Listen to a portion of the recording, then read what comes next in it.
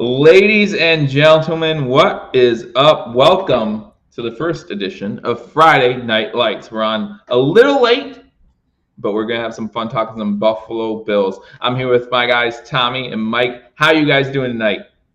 Wonderful. How you doing tonight, bud? Doing really well. Tommy, how you doing? Yeah, just ready to get into this Buffalo Bills talk, man. It's been a minute. Yeah, it's been a little bit. I haven't been on hashtag sports since the Bills lost to the Chiefs, so it's been a little while. I appreciate you guys sticking with us. I know that not only has Mike and Tommy been doing their thing, but I know that Paul and Mara have been doing their thing as well. So hope you guys have been enjoying the content. But yeah, we have a lot to get into tonight. Already see some in the chat. Timothy comes in. Hello, gentlemen. How you doing? And again, this is our first episode, so it might take a little bit for people to get used to us coming on here Fridays. It's gonna be, the Fridays when three of us or two of us can get together and talk some Buffalo Bills football. That's what we're gonna do. Daniel's in the chat already as well. So first, guys, the first things I want to talk about are there have been some things circulating in Buffalo Bills news, right? Some things that we actually didn't talk about off camera. Hey, Daniel, good to see you. And the first one I got to talk about is the news of Coach McDermott and the 13 seconds. We talk about the Chiefs, right? We talk about that game. And some players anonymously have come out and talked about how how it has affected the locker room. Your guys' take on the last 13 seconds and everything that's happened since then. Do you think Coach McDermott does need to open up a little bit? I'll talk about what I think, but Tommy, I'll go you first, and Mike, I want to know what your thoughts are on the subject. All right, you want to go with me first, or Mike? Yeah. Mike. Yep. No, Tommy, you go first. I think Mike's got a lot to say. Mike is so done with this, but I'm not done with it. That article came out, and listen, there's some truth to it. No matter how you want to think about whatever went down in that 13 seconds, there's some truth to it. Somebody dropped the ball, and it's the head coach. And I said this when the game was over, when me and Mikey went on live. Mm-hmm. I think the coach dropped the ball there. I do. I know the defense didn't play well, but all that time, right? We go down, we score a touchdown. We have plenty of time to get with the special teams coach, to get with McDermott, to get with Bass on the decision. That was a blunder. Then the defense comes out, you call a timeout, and you still don't get it right. Then you call a timeout again, and you still don't get it right. That is coaching. The coach dropped the ball. And if you want to blame all the coaches, special teams, defensive coordinator, head coach, fine. But McDermott is the man in charge. He's the guy that the finger's going to be pointed at. And if the players were upset after the game, I don't blame them, in my opinion, because we should have never lost that game. And that goes on coaching, no matter how you look at it. That 13 seconds we lost because McDermott didn't do the right job, and that's my opinion. Now, moving forward, that's the past. Now we got to move forward, and enough is enough. But my thing is, though, real quick before I get to Mikey, is what do they want McDermott to say? Like, he already said, hey, like, it was a mistake. Whatever he said, he already came out and said, listen, it was a personnel thing, blah, blah, blah, whatever. Execution. What else you want from him? Like, that's it. Nothing is going to bring that 13 seconds back. Nothing. The game, it's over. We're in offseason mode now. So that's where I leave it. Mikey, go ahead. Okay, this is the last time I'm ever going to talk about this. I'm telling you right now. I have gone on numerous different platforms, and I'm done. I'm done with the 13 seconds. We have to move on. I was on with Rockpile last night. I was listening to theirs on Twitter, and I gave them my take on that too. So here's the deal. Ultimately, it falls on McDermott. I put some of the onus on Edmonds and Poyer and Hyde. Them playing 26 yards off the ball, okay, I can understand that. Levi Wallace playing, 20 yards off the ball on the sideline, giving them the seam, is unforgivable. Levi Wallace should never be a Buffalo Bill again. I will go to my grave feeling that way. He should know better. 5 years in the league, he should know better. Ultimately, does McDermott owe the Bills Mafia an explanation? No. You know who he owes an explanation to? Terry and Kim Pagula, who pay him. We're fans. He doesn't owe us crap. You know, the fact that he came out and said it was an execution, he's protecting someone. Someone dropped the ball. I know they have all these things out there saying, oh, there's the article that was written saying that, our special team coordinator and him gotten a tiff over it, and ultimately whatever happened, and the kicker never got the call. It is what it is. It was somebody's account of what they thought happened that was given to a reporter and published. It could have been Klein or Mongo who got released. We don't know. You know, it's someone's account. So don't take it as gospel. It's stupid media. The media said, we were going to have Zach Ertz all last year. Next week. I don't listen to that crap. Move on. It happened. We'll be better for it, hopefully, and let's look at 2022. I'm done. Yeah, I kind of agree with that. Like, I think it's funny how you look at good teams around the NFL and the history of the NFL, and you always find these reports leaking, right? Always. People who hate the Patriots, and it's easy to do so, but who hate Bill Belichick always talk about how he doesn't give the media anything. I like that about Bill Belichick, and I like that about Coach McDermott. Like, I like that. Don't give the media anything. Let them make up their own rumors. Let them try to find their own stories. Don't give them anything, because we see what they do when you give them nothing. What would they do if you gave them just a little bit, right? Just a little bit. Look what happened to Patrick Mahomes when Andy Reid accidentally threw him under the bus in the Cincinnati Bengals game going into the third quarter. Like, think about that for a minute. Like, now that relationship could have issues going down the line. I think that the media makes things up when they need to, especially when you're talking about good teams, if not great teams. And listen, whether you think we should have been in the Super Bowl or not last year, I think most of us think we should have. The Buffalo Bills are a great team, and we have the firepower right now to be a great team for a decent while. Let's just see if it happens. So I do want to talk about that. One last thing on that, too. Go ahead. One last thing on that. During Super Bowl week, you saw Diggs, you saw Allen, you saw Saran Neal, you saw numerous Buffalo Bills go on these media outlets. All of them had the exact same message. So McDermott hasn't lost the locker room by any means, because they're still towing the company line. I do want to chime in with that. First of all, Allen's not giving up anything. As you know, Allen is like McDermott at press conferences. So if you think he's going to talk or say anything, even if he has something to say, he ain't going to, dig up dirt. He ain't Cole Beasley. That's one. We'll talk about it. Right. Two, I will say he hasn't lost. There's no way he lost the locker room. I agree with Mikey there. But we did have a debate, me and Mikey, the last time we went on.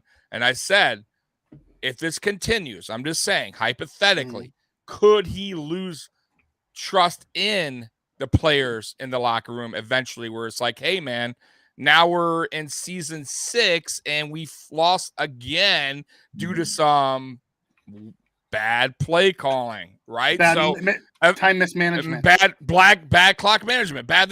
Why are we rushing 4 when we should have rushed 3? Like, players talk. Don't listen. They will talk, and that's what they do. And eventually, players won't want to play for me. They just won't. It's the way it is. So hopefully, McDermott will learn from this. That's all I'm going to say. And when we get into playoffs again, because we will, that don't happen again, because that was a breakdown. That was a breakdown. Yeah. All right, go ahead, Joey. I'm done with so that. Again, guys, that's great. That's what we're here for. We're here to cut the fat and talk about it a little bit. And guys, don't forget to hit that thumbs up button. Share this video. Again, this is the first time we are live, called Friday Night Lights. Again, join us. Again, it's when we can all get together. We wish we could get together every Friday with you guys, and if we can, great. If not, it's the off season. There's plenty to talk about. We can spread out a little bit. So either way, we will be joining you. We'll make sure that we get it on the schedule, right? We didn't get on schedule this week. We're in a little bit of a rush, but we'll make sure we get on schedule so you guys are reminded that that's there. So hit that like button, hit that share button if you get a chance. Speaking of Cole Beasley, it's time we talk about some trade rumors. There are 2 trade rumors specifically that I feel like we could talk about. And Mike, let's start with Cole Beasley. So obviously the news came out week and a half ago. Cole Beasley is seeking a trade. And I just want to know, what are your thoughts? What have you been hearing about some trade potential landing spots for Cole Beasley, if any? And do you think that he will get traded? Go ahead, Mike. I was a little surprised to hear that he asked for a request for trade. Mm-hmm. I think it's very much we probably went to his representatives and said, hey, we can't bring you back at this number. Mm-hmm. And they said, fine, we don't want to take a pay cut. Let us go see what our value is. And they said, okay. So I have a feeling they're going to go out and they're going to look. And there probably are a couple teams that will look.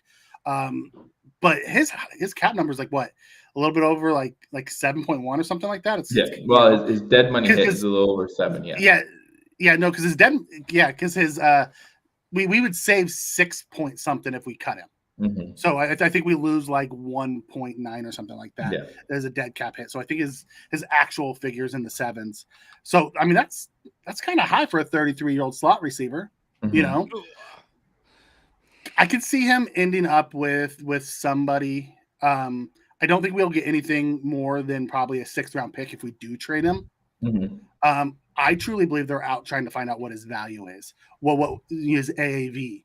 So if he comes back and says no and we cut him, he knows what he's getting because he wants to know if he's going to get more than what we're offering him right now. And this is the way to go out and gauge that. Sure.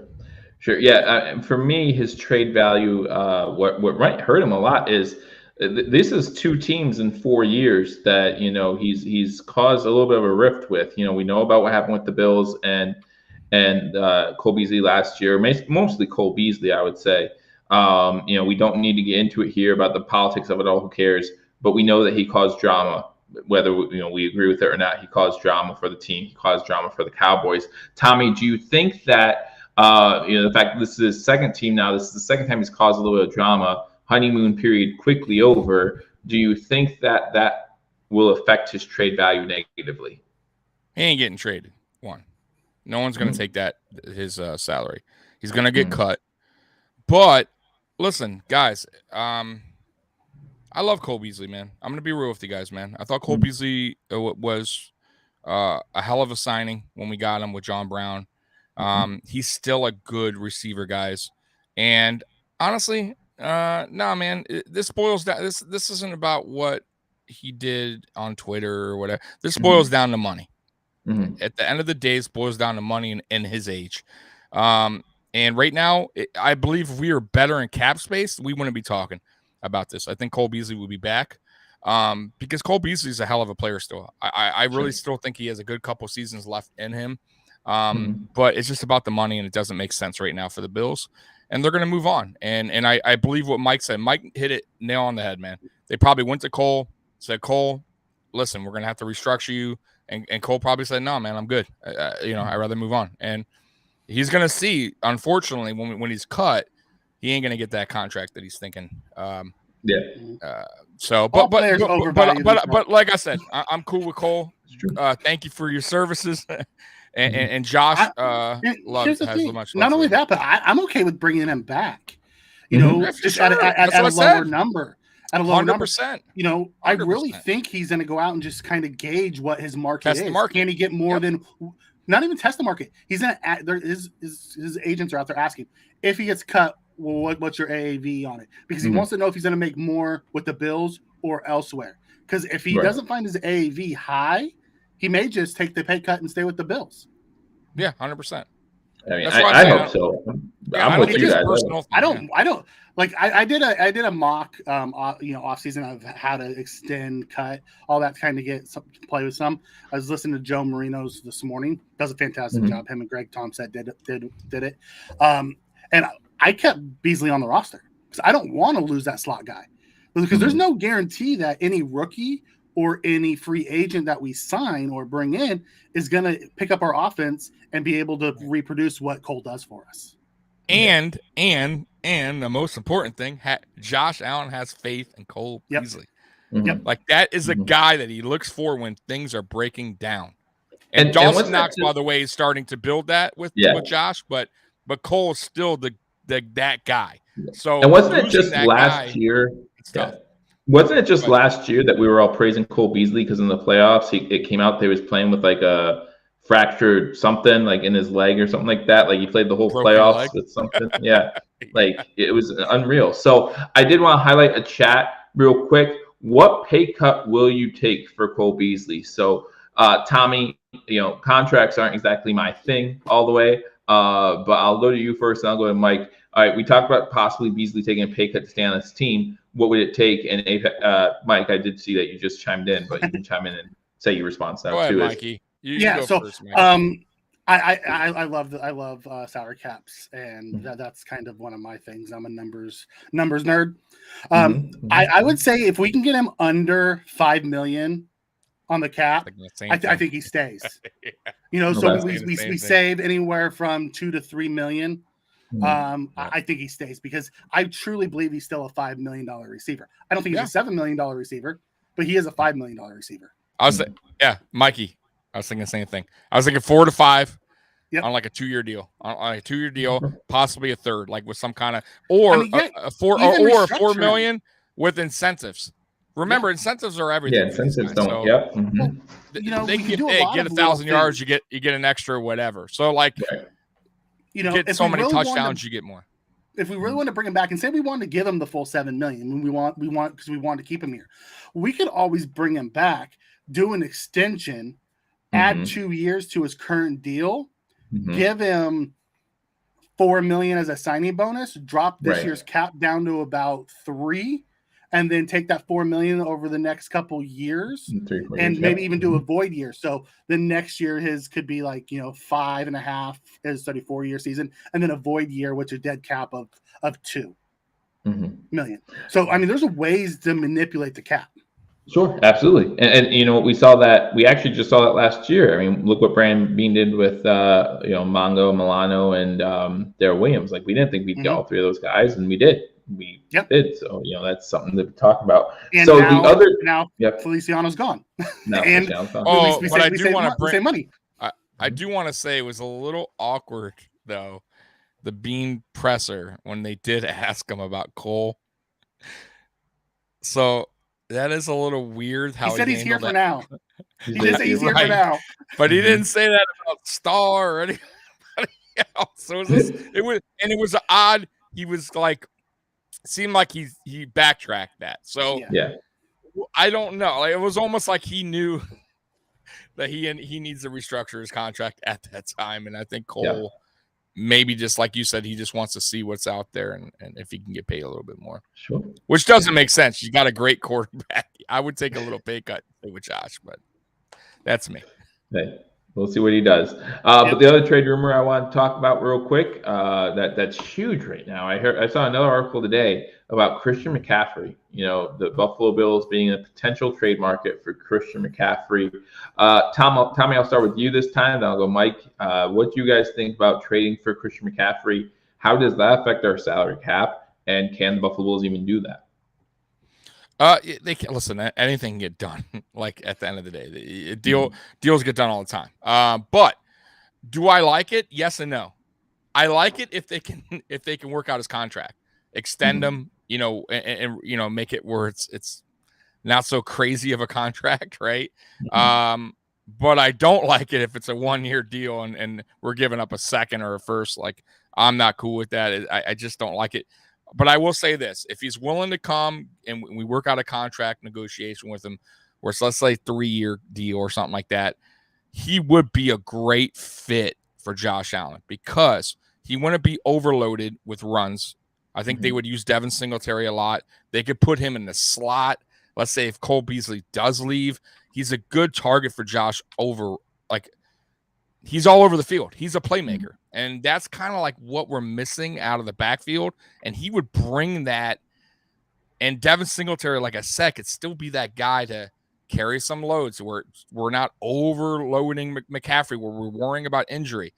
So I would be up for it, but not on a 1-year, we're going to borrow you for 1 year and then, we're eating all that cap. I'm not cool with that, but I wouldn't mind it just depending on how the contract thing works out. Well, remember when we trade, we're going to trade for that contract. Yeah. Minus the guarantees. minus the guarantees. So, Correct. In theory, absolutely, he is the prototypical type of guy we want to bring in here. He could run out of the slot. He can do out of the backfield. He's Isaiah McKenzie on steroids. He's like the ideal guy that would fit here. Right. What it would cost us from a capital standpoint to trade for him, and for Carolina to be willing to eat the 20+ million dead cap hit this year is outrageous. Not including, even after that dead cap is gone, he still comes over and he still has close to a $10 million cap hit this year after the dead cap's gone. So we would have to work out some kind of extension with him to where, it almost be like more like a restructure, much like we did with Diggs last year, where we lowered this year's cap and kicked some down the road, and then he became some more guaranteed. So there is a way, and if you go back and listen to Greg Thompson, I think it was on his on their spectacular show, their cap spectacular show, he talked about it, and he actually laid out a way it could truly be done. I know Joe Marino has done it as well, but and ideally, yes, fantastic. Love the idea in theory. I don't see Bean putting that much resources into a running back. I don't see it happening. Because that's a lot. Now, not only from the money standpoint, not from just from the cap standpoint, but from the assets he's gonna have to give up in order to get him here, because because Carolina's gonna have to eat a lot of money. Yeah. Right. That's why I'm on the fence with it. That's the part that I want to bring up, was the assets part. To me, Christian McCaffrey is a special kind of special. I am not saying he is not. He is healthy, a special, healthy, right? Healthy. He's a special kind of special.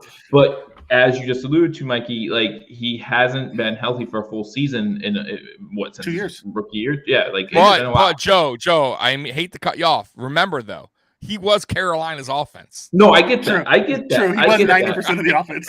But you're talking about, because I believe, especially with the Bills having a late round pick, it would have to take a first round pick and more to get him here. And to me, a running back is not worth a first round pick and more. It's just not. I think it's going to be a first and a third and maybe a player is what it's going to cost. Not with that money. They're almost asking for the Russell Wilson deal. From everything that I've read on it, from all like the rumors and stuff, they're almost asking for the Russell Wilson type deal. Not multiple firsts, but a first, a third, and a player is what they were asking. I wouldn't do that. I wouldn't pull the trigger there. Jessica comes in and says we already have the third best offense. So she's saying, can we help out our defense a little bit? Like, can we do that? We have the number 1 rated defense. So hey, I will tell you real quick. I will say this though. A player that's intriguing if they were to do a trade for a running back, and another guy that's injured a lot, Barkley. And I think Barkley would be for a lot less, like a third or fourth round pick. And I think I wouldn't mind that. Too. And I wouldn't mind it because, okay, let's say it doesn't work out. All right, it's a fourth round pick. I mean, like, it is what it is. But let's say it does work out. Let's say he's healthy. By the way, we have the best facility in the NFL. I'm just saying, I'm being real. We do. Players come here, they don't get hurt much. We don't get a lot of injured players. If you saw in Buffalo, we don't. Knock on everything close to wood near you right now. Knock on wood. But I'm just saying, he comes here, like, that trade would make a little bit more sense. Because if it doesn't work out, Buffalo Bills Mafia is not going, oh my God, it's a 1 year rental. It's a 1 year because Saquon is on his last year of his deal. His rookie deal. So it'll be a 1 year tryout to see, does he fit? That cap number is much more palatable to fit into where we are today. Yep. And the compensation isn't going to be nearly as high. Exactly. Yeah. That's it. It's not a big. You're not taking a big, huge gamble. It's that. I think that's easy. Although I would much rather take those resources and put them into our interior offense and defensive line. Mikey, I agree. I do, but right now they're looking for firepower on. It just seems like Bean's kind of still treading in that offensive. We need more firepower for Josh. What he's trying to do is he's trying to get it to where Josh doesn't have to run the ball anymore because he doesn't want our $268 million man to hurt himself. Right. But there's free agents out there too, Mikey. Cordell Patterson, which we're going to get to, I'm sure, later. Cordell Patterson is going to be priced outside of our market. Just know that right now. I don't think so. I think he's a Yes. 6. We'll get there, guys. Relax. Relax. Okay. We'll get there. Okay. We'll get there. I We'll don't get think there. so. We'll get there. We'll play more. There are other ones that I like. There are other We'll shows get I like. there. We'll get there. We'll get there. We'll get there. Before we get to who we can sign, we gotta get to who we released. There have been 2 releases. All right, let's get to the draft. We're blowing up Joe's show. All right, Joe, go ahead. Keep it going. All right, let's go. All right, so we got to talk about some players that we released already to create that cap space for potential running back or for a potential free agent down the line. The first one being Mongo, John Feliciano. Mike, you alluded to that a little bit earlier. Just he's gone, left a little message for Bills fans, which was nice as well on his way out. For me, like I was a fan of John Feliciano. I'm not sad to see him go because of the cap number, not because I didn't like him. I liked him. And you know, if he comes back, great. If not, that's okay too. But Mike, I want you to talk about a little bit about, you're the numbers guy. So talk a little bit about what we saved by releasing him or cutting him, and talk about what this opens up potentially. We saved about 3.4 by cutting him. We lost our backup center and depth guard. Mongo was never going to come back to be the starter. He lost his job last year, through and through. Yep. He lost a ton of weight last year. And I remember when he came into camp and he lost it, and McDermott and Bean were talking about it, they said, we didn't ask him to lose it. They were mad that he got so thin because when he was huge and he was a bully and he was our nasty guy. He was our protector. You know, he's the guy who was always fighting to keep when people took cheap shots at Josh. That's why Josh loved him so much. I love Mongo. I'm sad he's gone.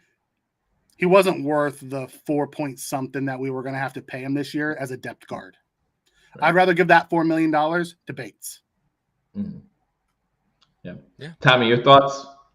Oh, dude, I was huge. I love Mongo. But something, Mikey hit it like once again. Mikey's on tonight, by the way, guys. Mikey's just hitting the hammer. He's right.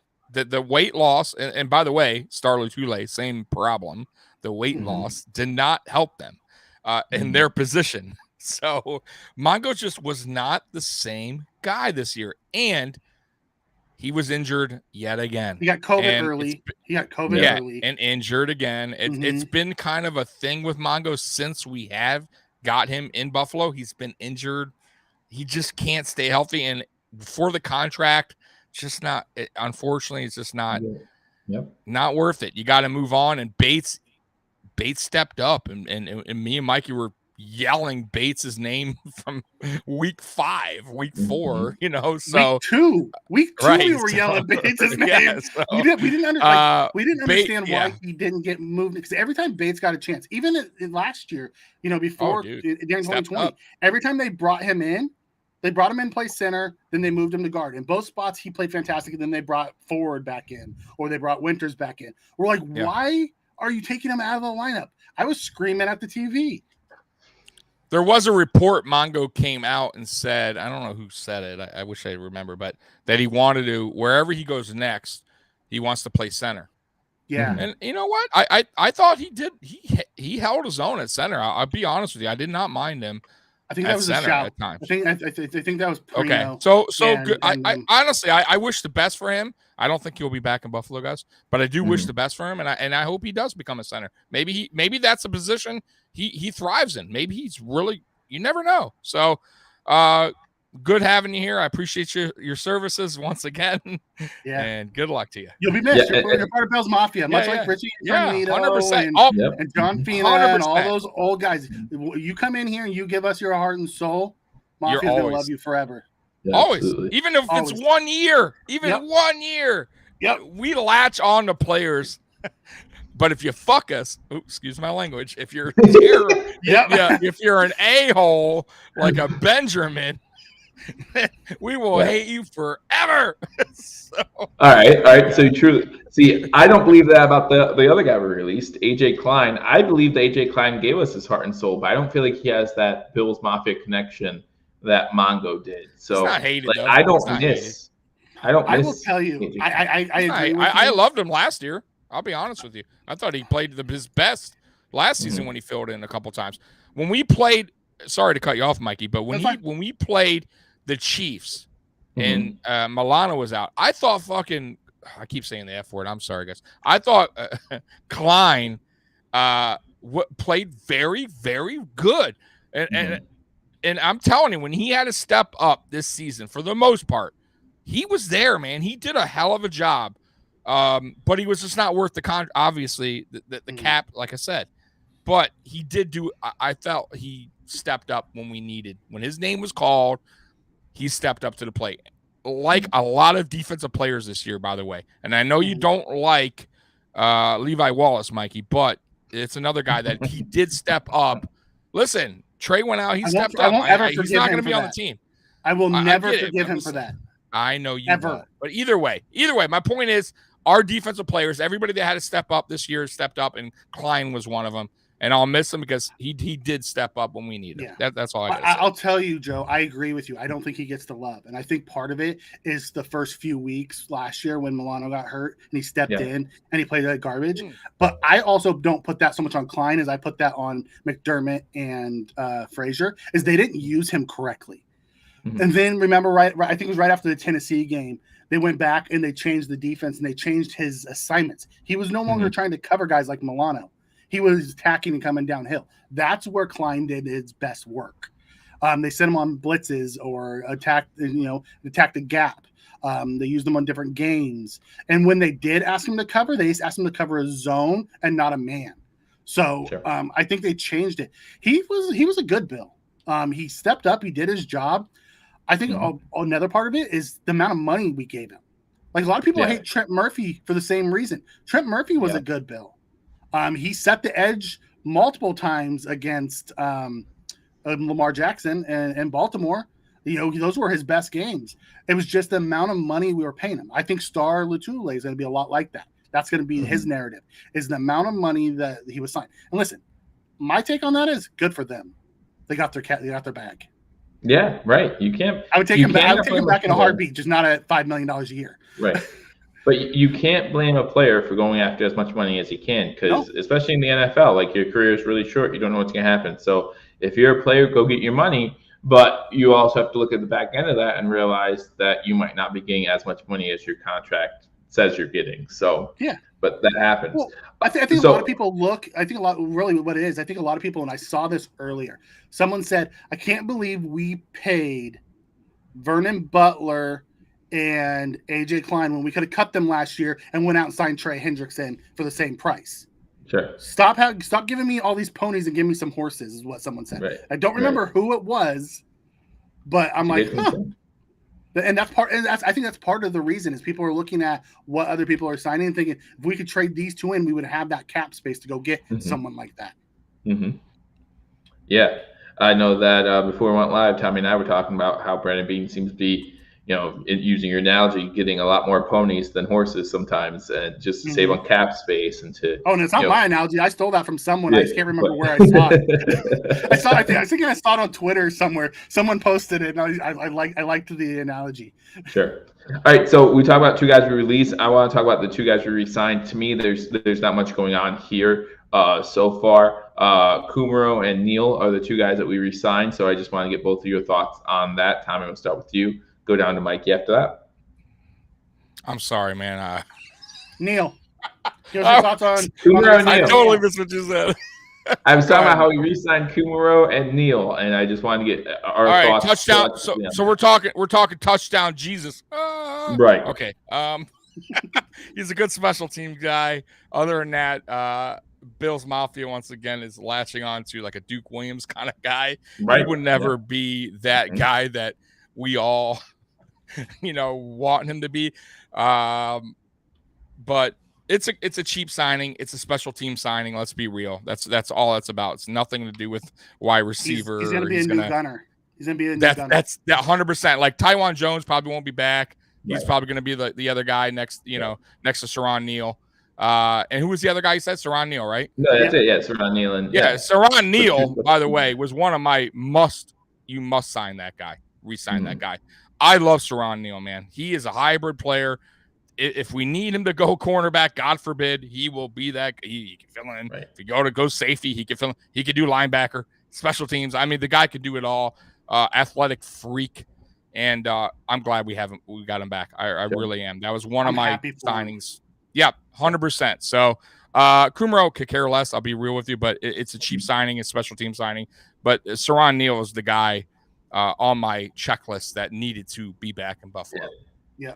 And for my take to go on, Tommy, I'm very happy that Neal's back too. And I'll tell you, everyone freaked out about the 3-year up to $10 million. His contract's actually 3-year, $9 million. Then he can make $1 million in incentives. But if you go out and look at over the PFF, over the cap, and spot rack, you go look. His value is $4+ million. So actually, Bean got him for under market value, and people were freaking out over it. I'm like, it was a good deal. It's $3 million. Yeah, he's our ace special teamer. He can fill in multiple spots. When we manned him up on Kelsey in that KC game, he did fantastic. Those are the type of guys he should be covering. Don't have him try to cover a wide receiver who can run past him. And then so I'm excited that he's back. I'm glad he's here for 3 more years during his prime. He's a homegrown guy who everyone seems to love. Yeah, I'm not gonna lie. Kumaro annoys the heck out of me, guys. I feel like what Tommy says is 100% right. Bills Mafia and others are hanging on to somebody who, just like they did with Duke, just isn't good. Just isn't good. Let's be honest. He's good special I take teams. that. I take. Come on, Duke receiver. was pretty damn good. Duke wasn't pretty damn Duke good. was not good. Stop that. I Duke take offense to both of you. Good. Take offense to it. He was not good. Tommy, I never knew you to be one to take offense to the truth. Dropped the touchdown in that Texan playoff game. Dropped it. The reason why we went out and got Diggs next year. So yeah. Well, I'm not saying he was Diggs. I mean, but he was pretty. Listen. No, he wasn't. Stop it. I think he got with us a little late. All right. Stop it. I like.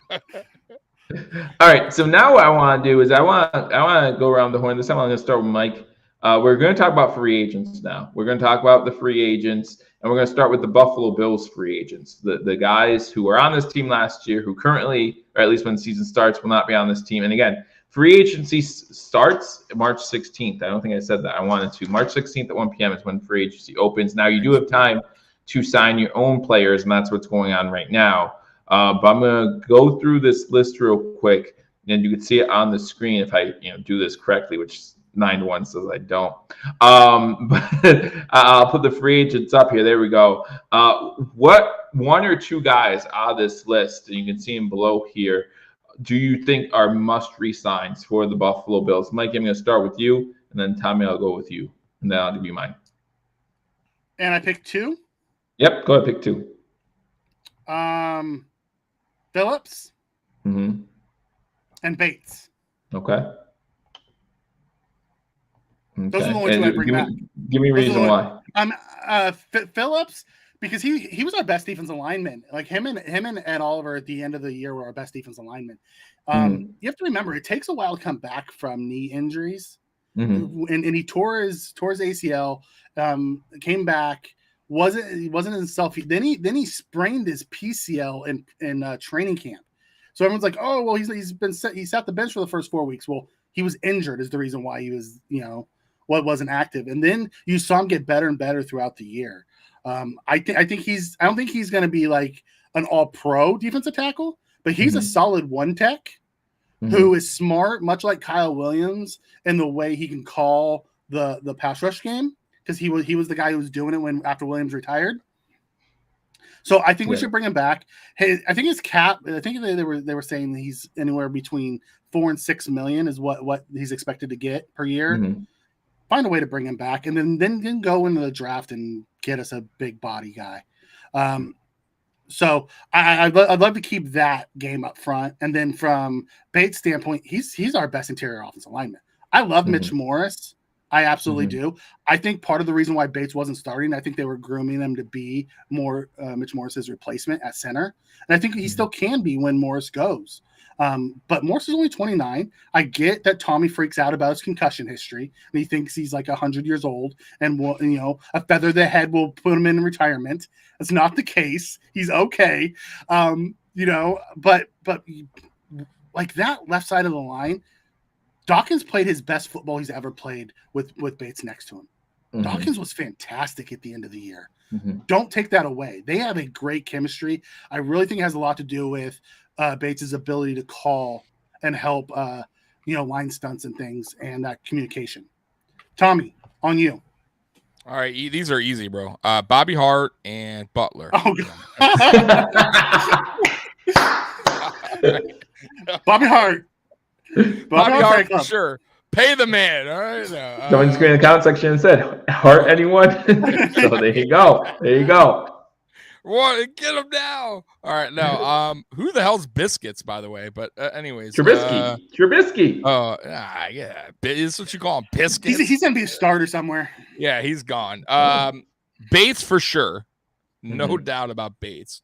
You got it, because he could play any position on the offensive line, and that you don't get that very often in the NFL. And we already signed Saran Neal, so he's not on that list. Yep. I'm gonna say one that's not gonna be a fan favorite of many here. I was gonna say Zimmer because I like Zimmer, but I'm gonna say Hughes. Jerry Hughes on a 1 year. I know you're gonna shake. Everyone's gonna shake your deal. I get it. Listen, I already said it's not gonna be a fan favorite. But listen, if he's willing to come back on a vet deal as a rotational player to teach, listen. There's nothing wrong with helping out Gregory Rousseau, helping out these young guys. The problem is right now on our defense, guys, we have a lot of young guys on the edge, a ton, right? Gregory Rousseau, right? AJ Epinesa, Boogie Basham. There's no veteran leadership in that. Now, of course, if we go out and get a free agent defensive edge, and we're talking different. But if we're on the cap, we're talking money-wise. Can we go out and get a Chandler Jones? Can we afford it? Yes. Right? Yes, we can if we do a lot of cuts and restructuring. We'll get to that. And I would love it. But I'm just saying, let's say hypothetically we can't. Let's say they go in a different direction. Then Hughes want to be to come back as a vet, and then you get another edge in the draft. But so let me ask you this question, Tommy. Since you chose Hughes, why Hughes over Addison? Addison had a better production. Because I'm selfish, and Hughes has been here a long time, and so you're I loyal. would like to see him. You're loyal. Yeah, he's been here so long. Honestly, I'm okay with that. I'm doing it. I'm doing it as a selfish fan right now. I want him to retire a Buffalo Bill. And by the way, Jordan, I would like Harrison Phillips to come back, but I have a feeling he's going to get a little bit. He's going to get that Jordan Phillips money. He's going to get that Jordan Phillips kind of money. Yeah, he is. And I don't think Brandon Beane's going to match that. I don't think he's going to match that either. If he can, I'd like him back. Yeah, if we can get him back at a reasonable number, I think he'll come back. But Jordan Phillips would have been dumb not to take that cash. Like he wanted to come back too. But maybe $9 million a year. Shaq Lawson, same thing. Go get, and Brandon Beane. That's one thing I love about him is he sets the value and he tells the guys, if you can get over this, go get your money. I don't blame you. Yeah, go get paid. We just know we love you, and if you ever want to come back later, that's fine because they're talking about bringing Shaq back now. Yeah, wouldn't mind it on a cheap deal. I wouldn't mind it either. Daniel Gary says Addison over Hughes. No. Yeah, I just saw that. Yeah, I put that. I feel like if we brought back Addison or Hughes, it says a lot, and not in a good way, about our young defensive ends. I feel like it says a lot. I think last year was supposed to be the grooming year for our young defensive ends. We spent, look at the draft cap that we spent on defensive ends last year, right? Like we didn't do that. Last 2 years. That's 2 years, right? We've spent our first and 2 seconds on defensive ends the last 2 years.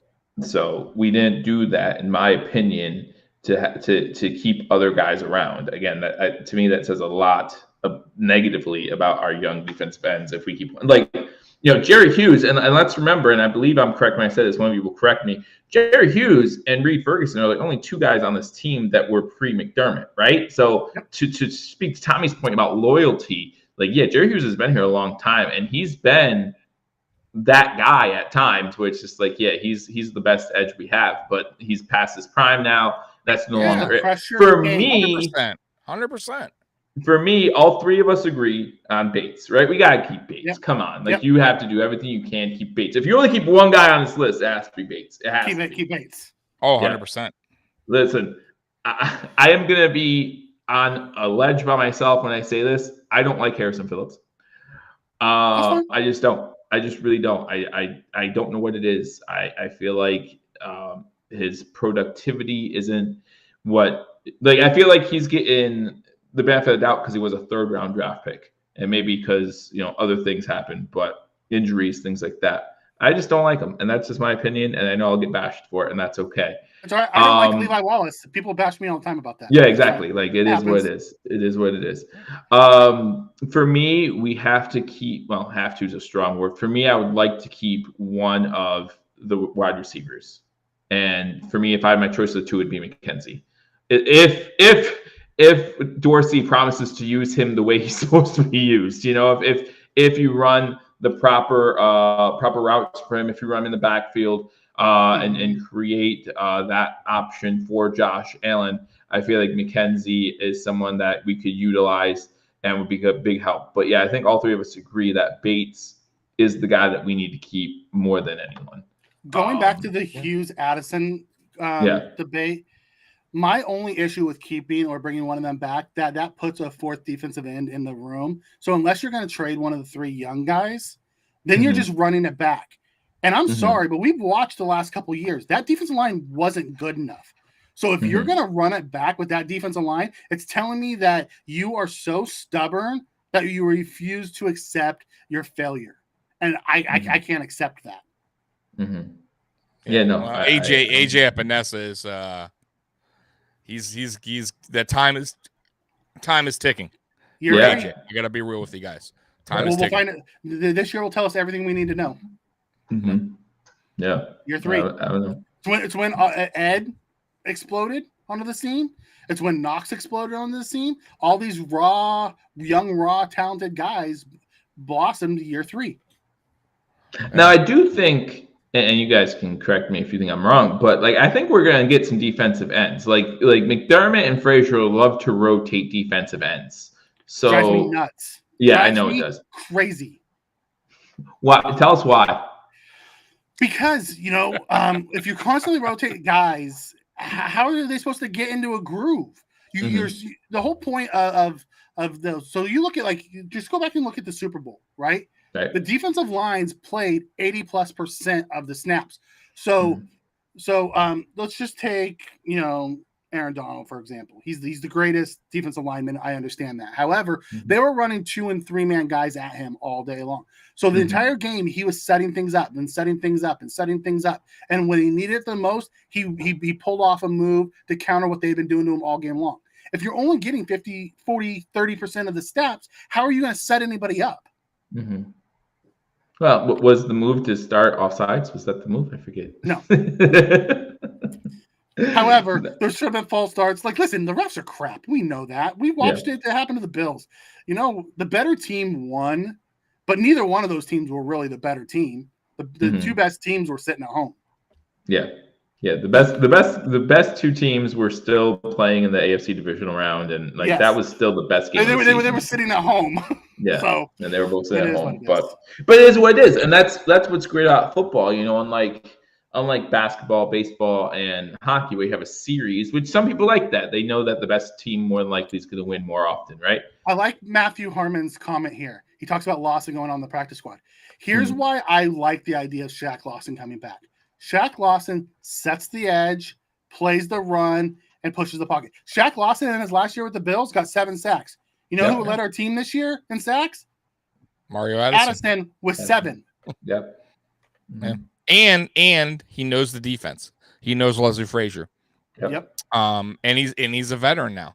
I definitely 100%. He could be the veteran in the room. Even He though could be. I know Now, this see, early, like, I know we're jumping the gun, Joe. We're going to get to free agents.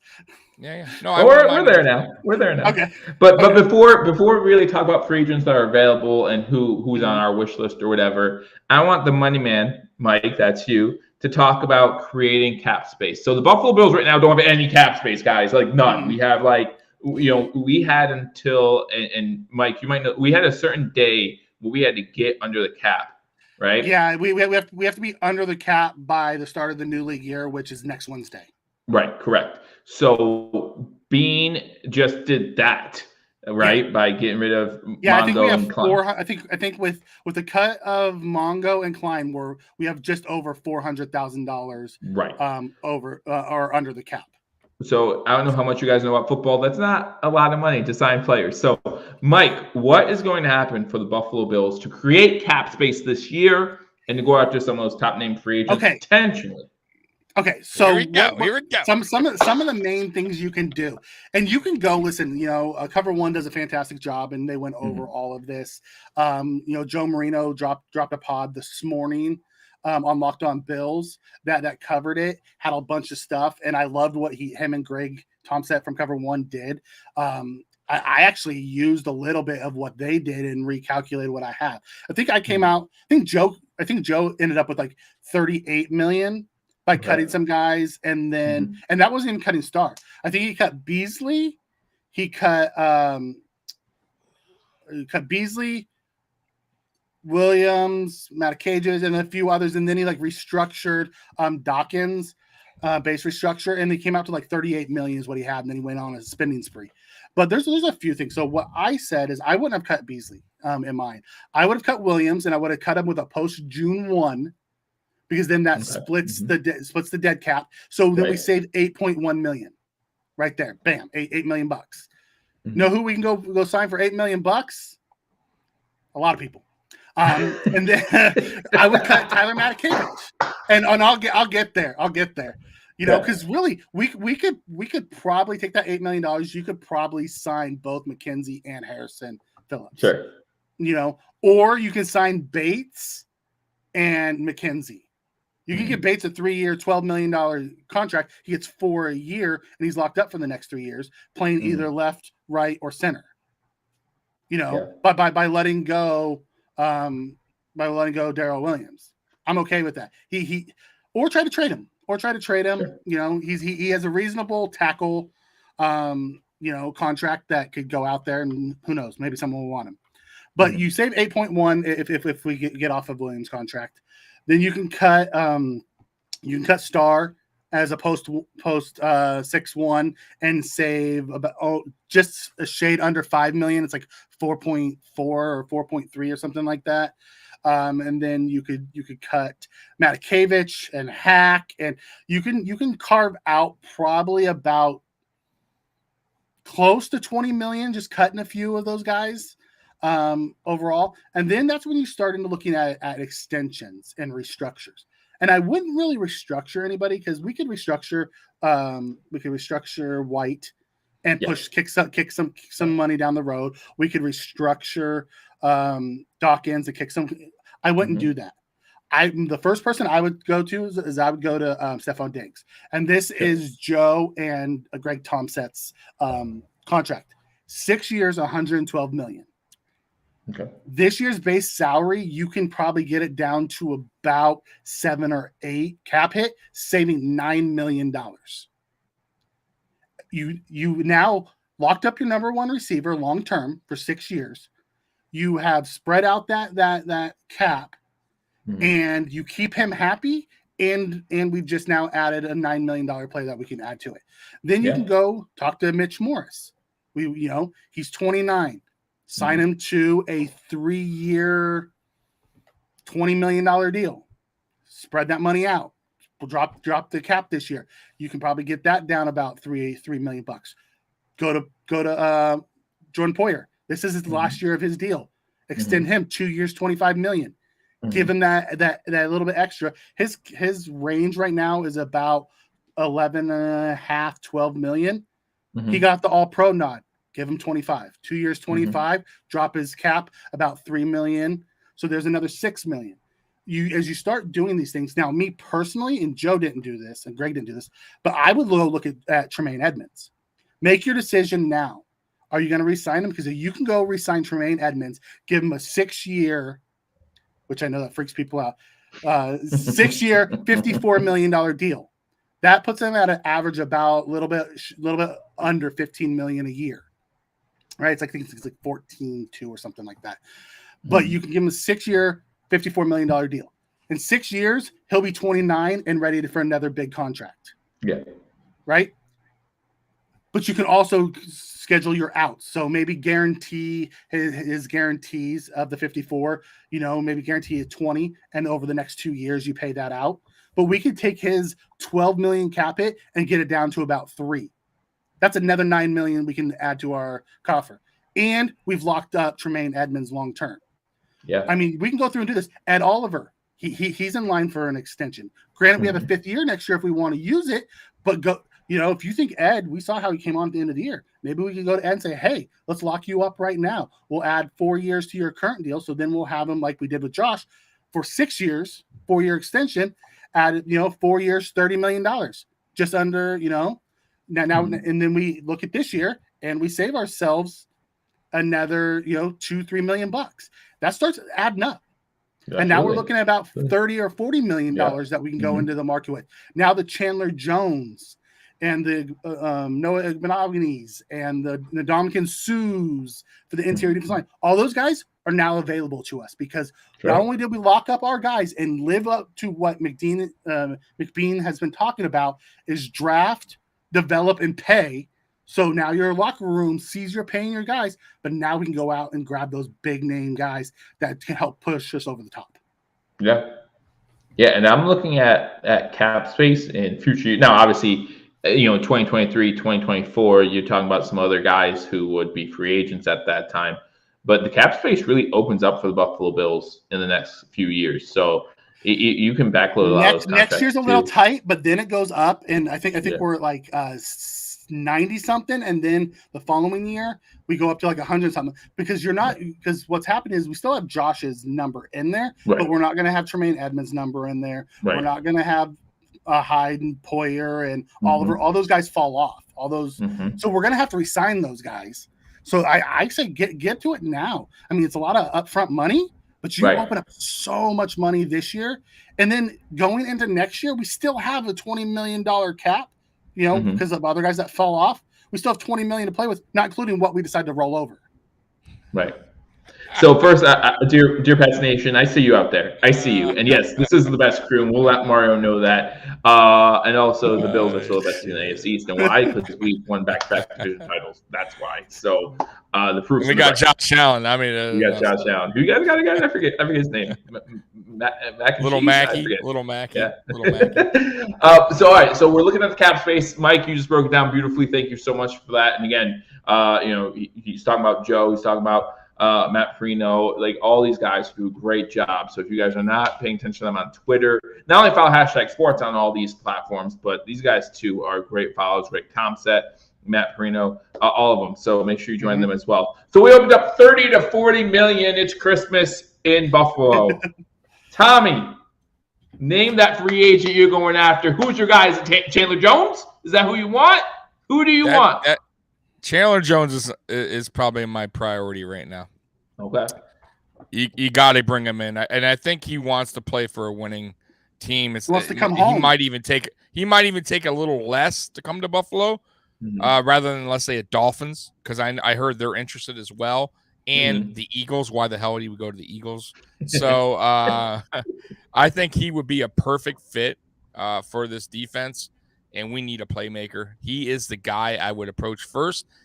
And my second, if I had Cordell Patterson, I just, man, if we can get him on the team, mind you, we're not only will he be effective on offense and could do everything, kick return, punt return that we are struggling on. He would be that guy to fill, because if Isaiah doesn't come back, and I love Marquez, but I don't know if he's there yet. I got to see more. He's a kick returner. He's not a punt returner. Marquez, even in college, he was a kick returner and not a punt returner. He's a fantastic kick returner. Yeah. But either way, I mean, my point is he's a guy that could do a lot for this team. And Mikey thinks he's going to go a little over 6. I think 6 to 7 is his range, and he might even, once again, he might be a player that's will be willing to come to Buffalo because he is in his 30s. I think he's 32, 33 to win a ring. I mean, he is getting older. So, mind you, Stephon Diggs did give him Buffalo chicken wings. Stephon Diggs and him were teammates in Minnesota, and they are very much still close. And Right. you know that whole chicken wing thing, was his way of saying, "You want to come to Buffalo, bud? Come on, come home." So those are my two guys. Like if I had to pick two that I really would like on this team. From a free agency standpoint, yes, I think Chandler Jones is probably. For multiple reasons for Chandler Jones. One, he's a local boy. You know, he's a Western New York guy. You know, very much like Gronk. Gronk's very much a Western New York guy too. You know, for those two to come back to Buffalo and help win the first Super Bowl, they were fans like us growing up. They were pretending to be Bruce Smith and Jim Kelly and Thurman Thomas in the backyard. You know, so having them come back and help win a Super Bowl, that'd be fantastic. I would love Chandler Jones. I know a lot of people are like, well, he had half his sacks in one game. I don't look at anything the Cardinals did and be like, ooh, I want to play for them. Different scheme, different ways of doing things. JJ Watt, like Chandler Jones lost a lot of his sacks when JJ Watt got hurt. Because they didn't have anybody behind them because they put all their money in the elite front four guys that they had, and then their backups were just, were basically practice squad guys. So I don't look at that. I don't think he's lost a step. I would love to see him back here. He did come out and say today that wherever he goes, it's not going to be about money to him. Well, that's good. He said he's made a lot of money. It's not about money to him. It's all $1,000. Come on. Didn't JJ Watt say the same thing? They went to Arizona. right. $10 million. Well, hey, Isaiah McKenzie, he said he'll play for candy. They sold JJ Watt on the AJ Green signing and the Chandler being there and Nuke being there. Like they sold JJ Watt a bag of goods. Like they were the sleazy car salesman who said, hey, come over here, and we'll give you $16 million.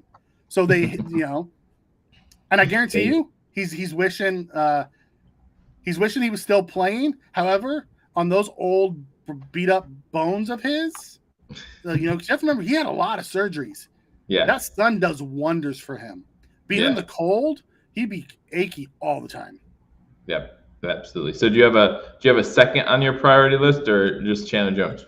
No, I think we need to look at a corner. I very much think we need to look at corner. Sidney Jones type. I know there are some people that have the pipe dream of J.C. Jackson. That's not happening. Although I would absolutely love having a J.C. Jackson. I just don't see that happening. I think it's going to be more of the Sidney Jones's type, the reclamation projects. McDermott's so good with those type of guys. Steven Nelson, player like that. Steven Nelson, some of those type of guys. And if I really want to get greedy, I would love to see a Roger Stafford, who had his best years with Aaron Kromer. Give me another, and then double dip into the draft and grab a guy. But I'd love to, especially if we're gonna let go of Williams to save that money, go bring in one of Kromer's guys who had good years with him. Kromer got good years out of John Miller. Miller.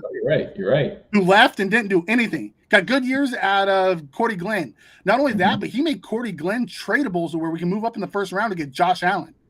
Right. Someone needs to give Kromer a bonus for that, for working that magic. Hey, one more, like as a bonus. Yeah. Richie Incognito, man. Work with Aaron Kromer. He's like 100 years old. I don't care if he's 105. I still think that dude is a beast, a bully. Listen, you're talking as a listen fan, as a rotational. With your heart. Listen, with your heart right now. As a cheap signing, he would come under $2 million. He would be good for whatever guard we draft because we're going to draft a guard. I think he would, bro. If there's anyone wanting to help a guard, would be Rich Incognito, and he played great under Aaron Kromer. and he's an Aaron Kromer guy. Aaron Kromer will bring him in here. He and brought him I'll in take him. and I'll take him his career. 55 years old over Cody Ford any day of the week. That's your heart. So that's your fandom in you right there, buddy. Yeah, but I'm glad Tommy brought up a point that everyone's talking about who they would want. I'm a lines guy. I love the trenches. Offensive line, defensive line. Listen, I'm the type of guy that every time someone talks about like getting a star wide receiver, I have to remind people Deion Branch was Super Bowl MVP for a year. Deion flipping Branch, okay? And so if you have an offensive line that protects, it doesn't matter who your wide receivers are if you have a great quarterback. We have a great quarterback. So if I could have my wish list, any guy in the world in free agency, and I'm going to say his last name wrong because I always do, Brandon Scherf. Yep. Brandon Scherf, offensive guard. He's a beast. He's a beast. He automatically improves our offensive line. He improves anyone's offensive line. Whoever gets him, all of a sudden has a great offensive line because he's that good. Agree. Offensive guard in the middle. That's where I want. He probably hit the top of my list in the free agency guard if we had unlimited money, sign whoever we want. I see him going get his bag. I said Stafford because he's older. He's a little bit older. He loves Kromer. And, we probably get him for a little bit cheaper than we can get Scherf. However, speaking of that, I saw a comment in here. Patrick Peterson, John Osborne. Patrick Peterson. I'd love him on a 1-year deal. He played fantastic for Minnesota last year. Bring him in. Hey, Scott Blakely sending along a $4.99 donation, a super chat. Scott, thank you very much. Just sending along. Scott wants to see me get mad again. I'm still not over 13. Oh, we talked about that in the beginning, Scott. You go back if you missed it. And again, Scott and everyone who's just tuning in, we're going to try to do this at least every other Friday, if not more frequently than that. During the off season, then obviously when the season starts, Mike and Tommy gonna be doing their things on Friday nights, giving you tailgate talk and before primetime games, one of those are as well. And then of course I'll be live for every single Buffalo Bills game. I have to figure that out though because DirecTV no longer has an NFL Sunday ticket, so that's gonna be changing. Who has a Sunday ticket now? I have no. That's why I figured out. Amazon Prime's doing something. Amazon and Apple were like it's a bidding war right now. Okay, I'll figure it out. I'll get all the subscriptions I need to because nothing's gonna have me missing Buffalo Bills football, and nothing's gonna have me stop me from hanging out with you guys because it's the best thing to do on a Sunday during football season is hang out with you guys, Bills Mafia. Joe, it's a lot of fun. I yell at Joe through the chat. And then I go on halftime with him, and we talk like we're best friends. That's right. I will say this: I don't know if we're signing out real quick, Joe, but not yet. I did say this early, right when the offseason began, because of the cap, what we're working with, and I still think maybe if we do a lot of these restructures and cuts, and by the way, I still think, even though they may not do it, but Mitch Morse, he's gonna have to restructure. If he doesn't, he could get cut, and I could see Bates for now going to center and them drafting center. But my point is, I see a big trade happening. I've been saying it. Where do you see it? I do. And we talked about this earlier, Mikey, with the McCaffrey thing, with the Barkley thing.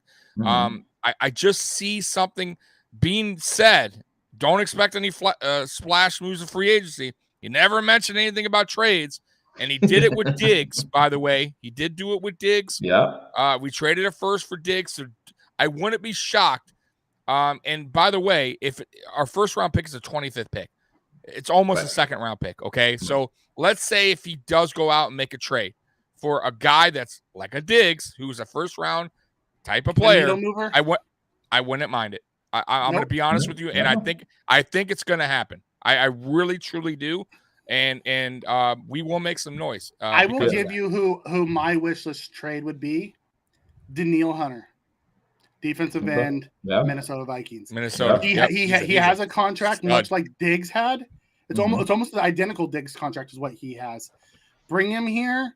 You can always extend him out like we did with Diggs. Kick him some cash up front, make him happy. The guy's a man child. And then what if you're going to do that? Maybe use Epinesa and then the deal back, send him off. I saw someone that talked about it. Said like a third Epinesa and something else and a conditional pick next year for Danielle Hunter was one of the offers I saw, and then go out and sign yourself at Chandler Jones. And now you have Groot and Boogie as your young guys. You have Jones and Danielle Hunter as your vets. You have them starting, and then you can do your rotation, and you constantly have guys coming through. And that will change our defensive line. Right. Correct. No, I think that's a great point. I agree with you 100% on that, Mike. Yeah, that and Tommy, coach speak and GM speak always gets to me, right? You always hear. I don't think there's been a single season where Brandon Beane hasn't said, "Don't expect a lot of us out in free agency." Like it's just what he says. Like you don't take it seriously anymore. He sets he sets the bar low. Exactly. He sets the bar low. He does a great job. But like. What does annoy me though, because to me this wasn't GM talk. This was, and Tommy, you and I talked about this right before we got live here. When he says that he's not going all in this year, listen, the three of us and plenty of you in the chat have been Bills fans for a long time. It's, in my opinion, and I'll get you guys if you agree or not, it's time to go all in. Like we saw what the Rams did. They went all in. Guess what? They're Super Bowl champs. See, Mike is shaking the head. Mike, when do you go all in? When do you go all in? You have Josh Allen now, the best quarterback in my opinion, the best quarterback in the league. I said this last night on the Rock Piles podcast. Everyone's pointing to the Rams. You guys realize the Rams didn't walk through everybody to get to the Super Bowl. They almost lost in every round. Like they barely won. Yes, they got a ring. They also played the freaking Bengals, who had no offensive line. So. You play who play. You play who play. I get that. Right. You're saying that's like a template to do. So that's not a template. So here's hold on, Tommy. So here's the thing. If you go out and you say, I'm going all in and I'm trading all these guys, and we went and got Khalil Mack because that was the big one yesterday, right? Everyone wanted Khalil Mack. In 2 years, you have to start cutting a bunch of guys because your cap is out of hand. Brandon Beane has a plan. You still have Josh Allen, but you're going to have to cut everyone that protects him or is good around him. You can't do that. Okay. Then, Tommy, can I use my analogy that I used before? Go ahead, and I'm going to preach effort. If you're a baseball fan, you'll get this analogy. Would you rather be the 90s, early 2000s Atlanta Braves and win 14 consecutive divisions and win 1 World Series?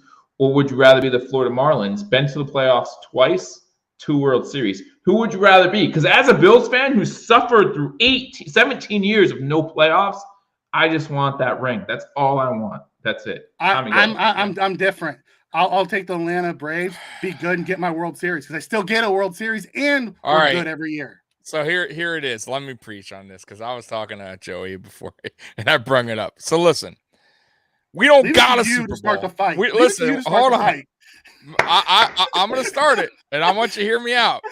Okay. First of all, Buffalo Bills have 0 Super Bowls. This ain't the Braves situation where we're running the division and we're awesome and we blow it in the World Series. No, we went 4 straight times. We lost 4 straight times, and we haven't been back since 1994. Okay, we've been shitty ever since, and we finally got our shit together. I understand the building thing, and I'm all for the process. I get it. I understand it. However, there's some 89-year-old dude that's been watching the Buffalo Bills all his fucking life, and all he wants to go to the grave as a Super Bowl champion. And I got to tell you this. Wait, Mikey, I'm on the fence with this, and I agree. And I was talking to Joey on this. I'm on the fence with this because I understand in a nutshell. If we go all in, you spend all that money, you get a ring, and then your team turns to shit, and we're all like, fuck, man, we're the Saints. We're negative $78 million in the cap, and now Josh Allen's retiring, and we have nobody. And I get that, but the selfish Tommy would go, yeah, but I got a Super Bowl ring. Okay. The selfish Tommy. I'm just saying. I'm speaking as a fan. Everyone's using the Rams as the thing. I'm not using the Rams. I didn't even mention the Rams. No, but everyone's talking. Yeah, but everyone's talking about the Rams. Going all in and how they did. That's great. A few years back, the Atlanta Falcons did the same thing, and they came up short in the Super Bowl. And now look at them. Okay, but I do want to say one more thing, Mikey. It seems like the last Super Bowls, the winners. Okay, and here's where it gets dicey. Where I'm seeing it. let's say a team goes all in every season, right? A different team. How the hell is the Buffalo Bills going to compete with a team that's just going, fuck it? Boom. Let's just get everybody just for this ring. Like the Tampa Bay, they brought in Brady. They won, right? Los Angeles Rams, they brought in everybody. They won. So now this year, whoever's going to be the team that does all the trades midway through to improve. And I will say this, one more thing. The only thing I got to say, I don't like Brandon Beane. He's a little, when it comes to trade deadline during the season, I notice he's very, very hesitant. And that's not going all in, guys, right? I'm just saying, you can make a trade to improve your team midway through the season to get you through that hump. And it might have helped us last season. I'm just saying. And that doesn't mean he tried to go out and get did he? Miller, I don't know. Did he? I don't work in the office. Yeah, they had the conversations. How much did he try? Because we weren't willing to give up the multiple picks. We got 0 trades. I know, but I'm just saying. It takes 2 to tango. I get it. But I'm just saying he hasn't done it, but he hasn't done it since he's been the GM of Buffalo Bills. I get what a you're saying. mid-season trade, not an all-season trade. I just went through a 10-minute spiel of how we can free up almost $40 million without that's off-season. I'm not talking about. Okay, but we're talking about going all in right now, right? We're talking about going all in right now. I just laid out a way we can, I have Joe has, Joe has, Greg has. Yeah, I get that. That's not all in, though. What do you consider all in? Trading your He's talking picks? About like do a crazy where you go over the cap and you're just like, fuck it. I'm on the fence with that because I'm selfish and I just want a ring. You understand what I'm saying? I'm not saying go over the cap.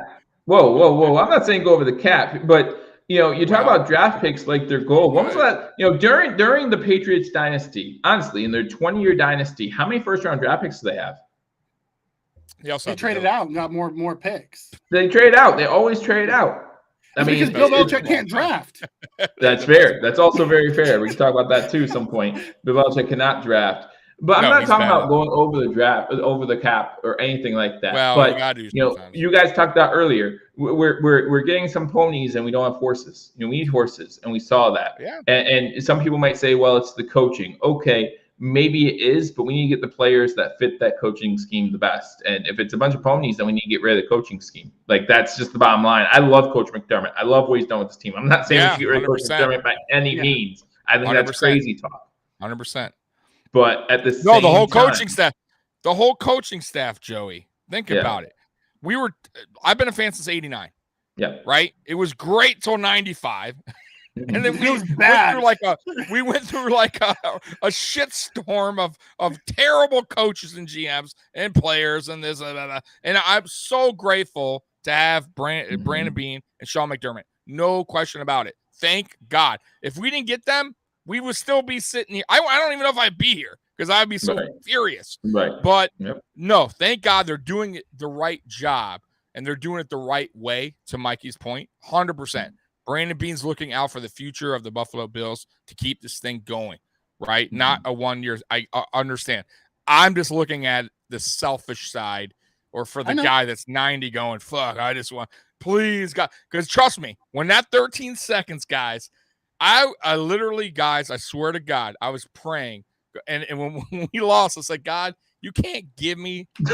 You can't hate me that much. You can't hate me that much. Hold on 1 second.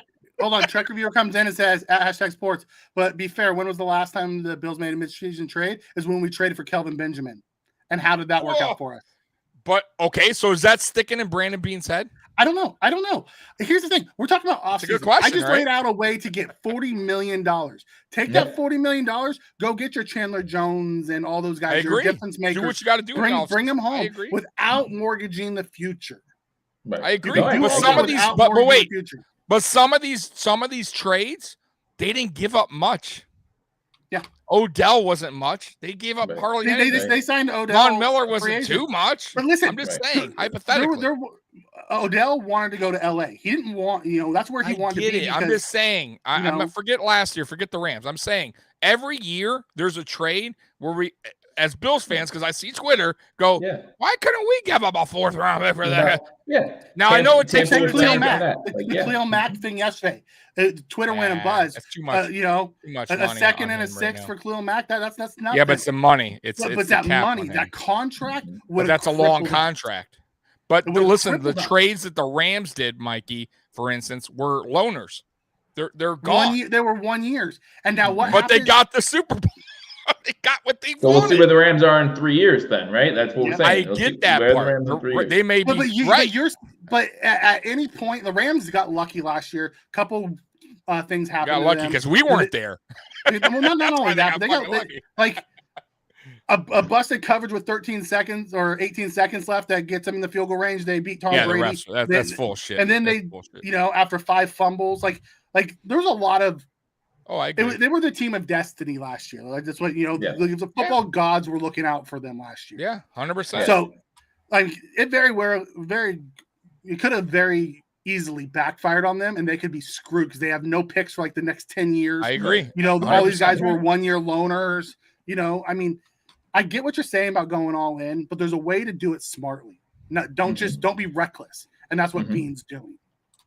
Yeah, I agree with you, Mikey, and he's doing it the right. I'm just saying the selfish me. So how long? The fan in you, the fan right? Give me everybody. Wants to win it. That's what the fan wants. But so how long? After the Eagles went to 4 straight NFC Championship games and didn't make it to the Super Bowl, they made Super Bowl 1 year. Shortly after that, they got rid of Andy Reid, right? So how long do we stick with McDermott and Bean? We just re-signed them to a long extension. I'm keeping Bean forever. Let's take the Eagles. That's the perfect example. The Eagles were the super team. They were the super team. They made it. They just couldn't get that last thing. They didn't win it. They lost. Then they were crap until they had one special run. With Nick Foles at the end of all people, the special run that they went on to beat Tom Brady and win the Super Bowl, and they haven't been good since then either. So since Andy Reid left, till now they've won 1 Super Bowl, and it was just a magic ride, much like the Bengals had last year. They weren't supposed to do anything, and they just went on this crazy ride and won it all. But being close to Philly as I am, I will tell you that most Eagles fans wouldn't give that up for anything. So let me ask you this. Yeah. Let me ask you this. Yeah. Would you rather model your franchise after the Eagles or the Steelers? If you can guarantee me 5 Super Bowl rings, the Steelers. No. I'm saying model them not based off of like the old school Steelers. Yeah. But the Ben Roethlisberger era Steelers. Right. Never finish below 500 in your whole career type Steelers. Win 1 or 2 Super Bowls over Josh Allen. Oh yeah, absolutely. Again, if Josh Allen wins me a Super Bowl, that's all that matters. That's it. Yeah, that's all, bro. Listen, the one thing we've never had it. Never. And we've had Hall of Fame players here. We went 4 straight, right? And we haven't gotten back since. So it's getting to the point where. So my question. And by the way, do you trust Brandon Bean? Yeah. And by the way, do I trust Brandon Bean? Yes. Is that what you're asking? Do I trust Brandon Bean? I trust Brandon Bean more than I trust myself. Let me say that. Yeah. Okay. And by the way, the question was McDermott or Bean. I'm keeping Bean. Absolutely. McDermott. If I had to get rid, I don't want to get rid of McDermott. I love McDermott. No, neither do I. But I still feel like he's going through his rookie head coach phases still, and weird times. Weird things happen. Weird things happen. I'm just saying. Listen. You're harder on him. Your fan in you comes out on this so much when you talk about McDermott. So much when you talk about McDermott. Yeah. Your fan comes out. I love him, but I also preach for him, Mike. You don't understand. I give him his credit. I give him his love because, bro, we've had shitty coaches. Hard, but I have to because listen, you don't have to smack. You know what it's like. It's like the quarterback always gets the finger pointed no matter what. And so, and that's his, and it sucks, but he's also paid the most. He's the guy, right? Yeah. That's your responsibility. It sucks. Even if you're not wrong, even if you did all you can, even Josh Allen will step to the podium and go, well, there could have been some plays I want back there. Like, bro, shut up. You were the fucking man today. The defense let you down. Don't give me that crap. couple plays you want back. His McDermott's take was there was a couple spots in the first half I could have done better and not put us in that position. Right. I get it. I get the. My point is the coach is the same way. So the finger's going to always point back to the head coach, regardless if the CEO is responsible for everything. Mm-hmm. Yeah. In the story. The buck stops at the CEO. That but I love him. Well, I love him, Mikey. He got an extension for a reason. So we'll see what happens. Yep. And those two guys are linked arm in arm for a reason. Yep. They are. Trust Bean. Let your inner fan come out on Twitter, not on our shows. Oh, I tweet, boy. You really know how to fire me up, don't you, Tommy? That's why we like having you here, Mike. That's why we like having you here. Again, guys, join us. Again, we'll schedule it out. Hopefully every other Friday. And if something exciting, big news happens, of course, we're going to cover it right here on Hashtag Sports. Whether it be Tommy, Mike, myself, Paul, Mario, we all do a great job. I'll toot my own horn even. I don't care. Follow us on Twitter. Follow Hashtag Sports on Instagram, on all those social media outlets, guys. It was a great first show. I enjoyed hanging out with you guys. Yeah, I just want to add something. Yeah. For those in the chat, I know a lot of people are draft guys. We're not really going to touch the draft until after the beginning of the free agent period. So if we do happen to come back on next week or the week after, don't expect a ton of draft talk from us until after free agency, because we could give you all of our favorites and what we would do today, but all that's going to change the second free agency. No, you're absolutely right. 100%. I just want to prepare the nation for what's coming, so they're not expecting when are they going to get to the draft? It's coming. We just want to wait until after the first couple weeks of free agency to see what the Bills. Yeah, because your minds can all change. Like I do about 5 mock drafts a day, and they're all different. They're all different. They're all different, but I kind of hit all the same key areas that we need now. But if we went out sign Chandler Jones and Gronk comes in, and maybe we grab Cordell Patterson. Mm-hmm. I'm not looking at a running back in the draft. I'm not looking at a corner DN in the draft. Going corner. You're going offensive line. Right. Maybe we go get Sidney Jones, and we're still looking for a corner in the draft. But maybe not a first round corner. We're looking at a fourth round corner. Yeah. So there's so many things we can do. That's going to come down the line. I just wanted to let the nation kind of have an idea of what our plan was on these shows. Mm-hmm. Yeah, absolutely. And again, next week's gonna be crazy. Next week, free agency starts, and Monday the tampering period starts. We'll start getting all the information come Monday. Wednesday's official, I think, right? Wednesday they can sign the contracts. Monday they can start negotiating. So, but we all know, it's and we can talk about this for a second too. Like, we all know that's BS, right? Like, by Monday we know where all the top 25 free agents are. Right? They all met at the combine. All the agents met at the combine. They've already worked out the contracts. That's right. Now they just have to wait till Monday. Their agents are already on. Their agents already got the paperwork out. Mm-hmm. Yep. We're not talking to the team. We're talking to this guy who's talking to the team. Whatever. So. Anyhow, guys, it's the Reggie Bush. That's right. That's right. Guys, Bills Mafia, Hashtag Nation. Thank you for joining us. Enjoy your weekend. Tommy, Mike, thanks for joining us. And again, we look forward to doing this again real soon. So we'll talk to you all soon. Mike, Tom, thanks again for joining me on this, and we'll do it soon. We look forward to talk to you all again. Until then, go Bills. Go Bills. Go Bills.